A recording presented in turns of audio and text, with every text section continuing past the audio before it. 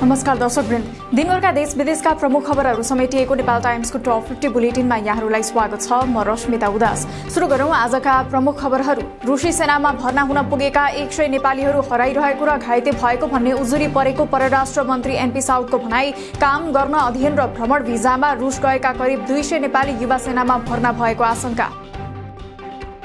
आफ्नो कार्यकालको 1 वर्ष पूरा भएको अवसरमा प्रधानमन्त्री प्रचण्डद्वारा राष्ट्रका नाममा सम्बोधन, कार्यशैली बदल्ने र केही पूर्व निर्धारित र अपरिहार्य बाहेकका कार्यक्रममा नजाने घोषणा, नयाँ नीति तथा कार्यक्रम र बजेटको तयारी, विकास र सुशासनमा रहेका समस्या समाधान गर्न लाग्ने प्रतिबद्धता।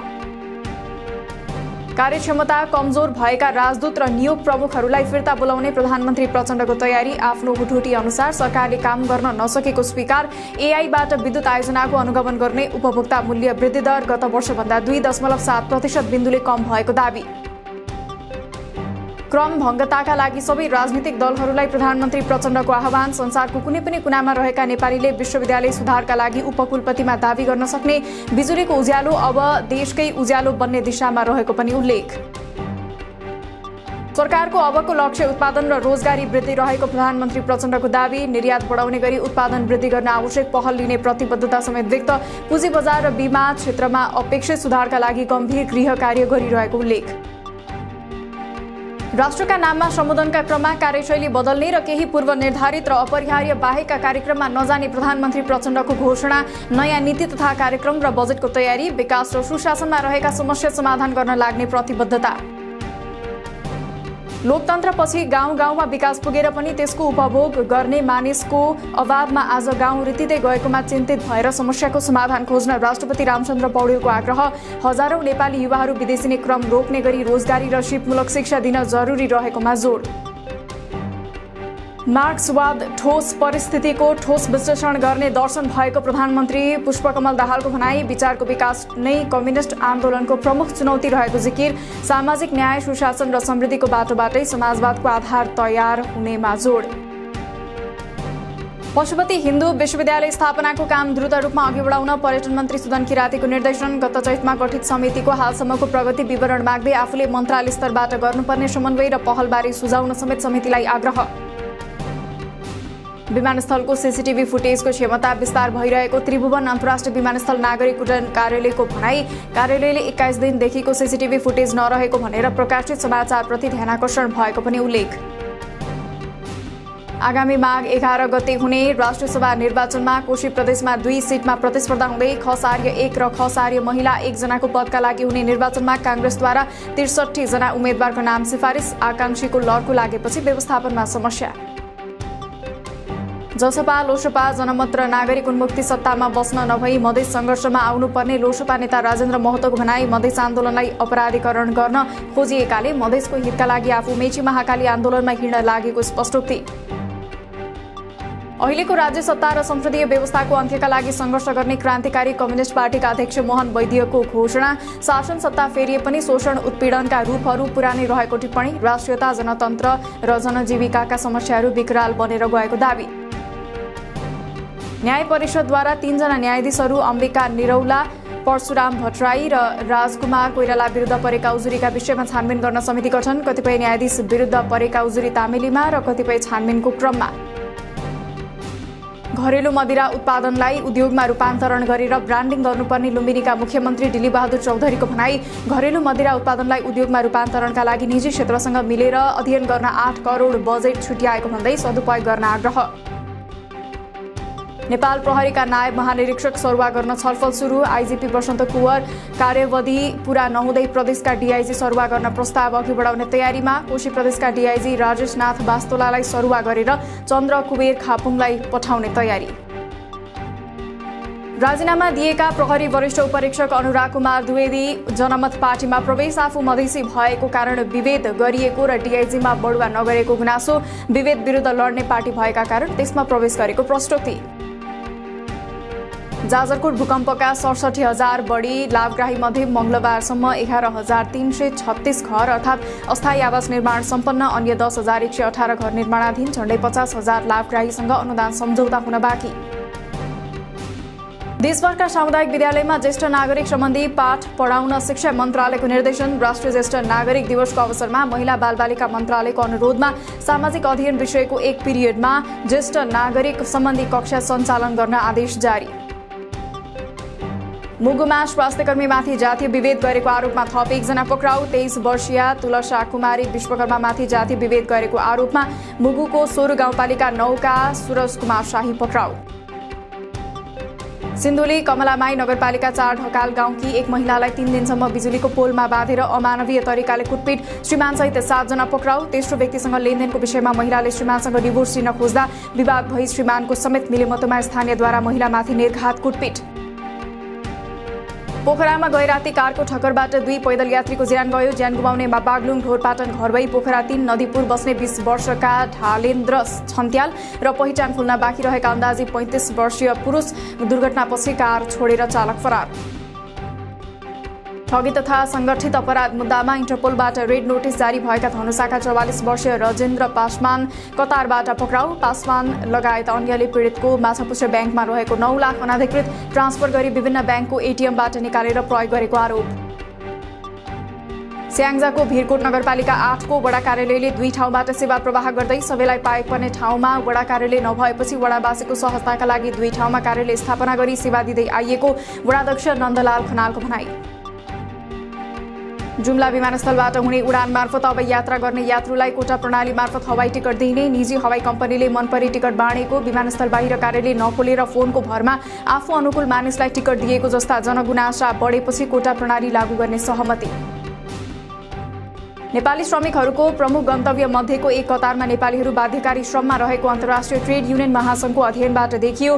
345 नेपालीसँग गरिएको कुराकानीमा आधारित अध्ययनले 79% नेपाली श्रमिक भर्ना शुल्क तिरेर काम गर्न पुगेको उल्लेख। सरकारले छिमेकी मुलुकबाट आयात हुँदै आएको फलामलाई रोक्नका लागि नेपालमै फलाम उत्खननको कार्य अगाडि बढ्यो। विभागले गरेको अध्ययनका क्रममा हुप्सेकोटको धौवादीको 10 किलोमिटर क्षेत्रमा फलामको ठूलो खानी पत्ता लागेसँगै अध्ययन हुँदै।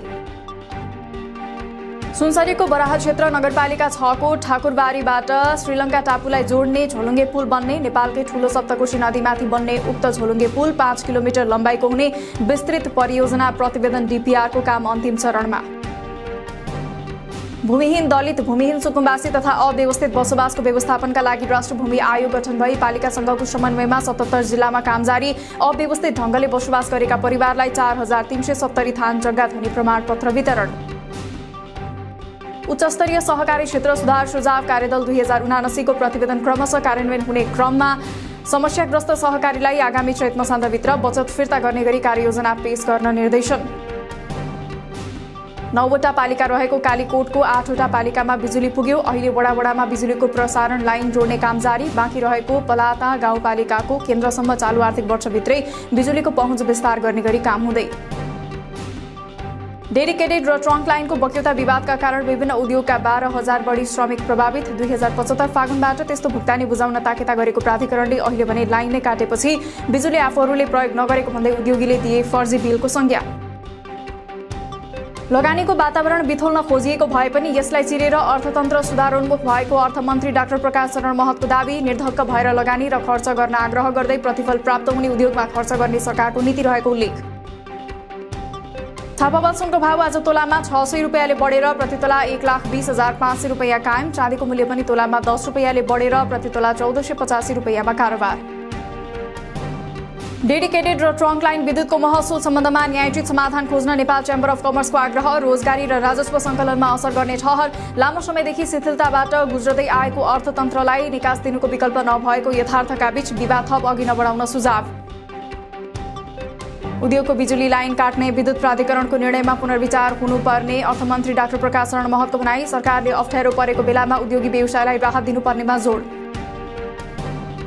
विश्व फुटबलको उच्च निकाय फिफाले ब्राजिल फुटबल संघलाई निलम्बन गर्ने चेतावनी दियो। फिफाको निर्देशनपछि दक्षिण अमेरिकी फुटबल एसोसिएसनले यस विषयमा एक कमिटी बनाएर जनवरी 8 मा छलफल गर्ने। लागौषधसहित पक्राउ परेका 2 नेपाली मध्ये 1 जना प्रहरी हिरासतबाट भागेपछि भारतको बिहारमा 4 जना प्रहरी अधिकारी निलम्बित। पर्साका सुदर्शन शाह र लालबाबु ठाकुरलाई रामगरवाह प्रहरीले 7.47 केजी गाँजासहित पक्राउ गरेकामा पक्राउ परेका 1 जना फरार। गाजा शरणार्थी शिविरमा इजरायलले गरेको हवाई आक्रमणको इरानद्वारा निन्दा। इजरायलले प्यालेस्टाइनीहरूको निरन्तर हत्यालाई रोक्नको लागि व्यावहारिक र निवारक कदम चाल्न अन्तर्राष्ट्रिय समुदायलाई आग्रह। युक्रेनले गरेको आक्रमणमा परेर रुसको एउटा युद्धपोत ब्ल्याक सीमा क्षतिग्रस्त। आक्रमणमा परेर एक व्यक्तिको मृत्यु भएको रुसको दावी। बन्दरगाह क्षेत्रमा ठूलो विस्फोट भएको भिडियोहरू सामाजिक सञ्जालमा सार्वजनिक। रुसी नौसेनामा 3 नयाँ युद्धपोत थपिए। राष्ट्रपति पुटिनले आफ्नो वर्गको सबैभन्दा सफल परियोजनाको रूपमा लिएको नारो फोमेन्स्क सानो रकेट जहाज लामो दूरीको क्रुज मिसाइलहरूसँग हमला गर्न सक्षम रहेको दावी। सम्पर्कविहीन भएका रुसका विपक्षी नेता अलेक्सी नाभाल्नी जीवित रहेको खुलासा। साइबेरियाको पनेल कोलोनीमा उनी जीवित फेला परेको नाभाल्नीका प्रवक्ता किरा यार्मिशको भनाई। इजरायली प्रधानमन्त्री बेन्जामिन नेतन्याहुद्वारा युद्धग्रस्त क्षेत्र गाजाको भ्रमण। हमासलाई समाप्त पार्ने र बन्धकहरूलाई जुनसुकै हालतमा पनि फिर्ता ल्याउने दावी। बन्धकहरूको रिहाई सम्भव नभएको भन्दै युद्ध लडेरै बन्धक रिहा गर्ने ठोकुवा। हमासको कब्जामा रहेका बन्धकहरूको रिहाईका लागि युद्धविराम जरुरी रहेको भन्दै इजिप्टले भने दुई पक्षबीच युद्धविरामको प्रस्ताव पुनः अघि सार्यो। यद्यपि दुवै पक्षद्वारा युद्धविरामको प्रस्तावलाई अस्वीकार। इजरायलले हमास हिजबुल्लाह लगायतका समूहसँग युद्ध लडिरहँदा यता अमेरिका पनि कारबाहीमा उत्रियो। अमेरिकी सेनाद्वारा हिजबुल्लाह र सम्बन्धित गुटहरूका ठेगानामा आक्रमण। अमेरिकी 3 सैनिकमाथि आक्रमण गरेपछि जवाफी कारबाही गरेको अमेरिकाको दावी। अफगानिस्तानमा गैर सरकारी संस्थाहरूमा काम गर्ने महिलाहरूमाथिको प्रतिबन्ध हटाउन तालिबानलाई राष्ट्रसङ्घको आग्रह। मानवीय सहायतामा भर परेको देश अफगानिस्तानको अर्थतन्त्र अहिले महिलालाई काम गर्न प्रतिबन्ध लगाएका कारण झनै खस्कदै गएको उल्लेख। उत्तर पश्चिम पाकिस्तानमा घरमा आगलागी हुँदा 9 जनाको मृत्यु। सर्ट सर्किटका कारण आगलागी भएको र त्यहाँका बासिन्दाले नियन्त्रण गर्न नपाउँदै घरभरि नै आगो लागेको प्रहरीको भनाई। मानव तस्करीको आशंकामा फ्रान्समा 4 दिन रोकिएको 303 यात्रु बोकेको चार्टर विमान मङ्गलबार मुम्बई विमानस्थलमा अवतरण। विमानमा अधिकांश भारतीय यात्रु। 2 संदिग्ध तस्कर पक्राउ। यात्रुहरू अवैध रूपमा अमेरिका वा क्यानाडा प्रवेश गर्ने प्रयास गरेको हुन सक्ने आशंका। आफ्नो देशव्यापी मानव बेचबिखन विरुद्धको अभियानमा कुल 4586 अप्रमाणित आप्रवासीहरू टर्कीका सुरक्षा बलको हिरासतमा। 37 प्रान्तहरूमा 126 छापा मार्दा 100 आप्रवासी पक्राउ परेको अधिकारीहरूको भनाई। र बढ्दो वायु प्रदूषणको स्तरलाई ध्यानमा राख्दै दिल्लीमा फेरि एकपटक सवारी साधन र निर्माण गतिविधिहरूमा प्रतिबन्ध। AQI बिग्रदै गएको भन्दै गैर आवश्यक निर्माण कार्य। पेट्रोल र डिजल चारपाङ्ग्रे सवारी साधनहरू चलाउन शनिबारदेखि रोक। दिनभरका देश विदेशका प्रमुख खबरहरू समेटिएको नेपाल टाइम्सको टप 50 बुलेटिन अहिलेलाई सकियो। हामी भोलि फेरि टप 50 समाचारका साथमा उपस्थित हुने नै छौँ। नेपाल टाइम्सको युट्युब च्यानल सब्स्क्राइब गरिदिनु भएकोमा र फेसबुक पेज लाइक गरिदिनु भएकोमा धन्यवाद। ताजा खबरहरू नेपाल टाइम्सको अनलाइन पोर्टल www.nepaltimes.net मा पनि गएर हेर्न सक्नुहुनेछ। नेपाल टाइम्स हेर्दै गर्नुहोला। नमस्कार।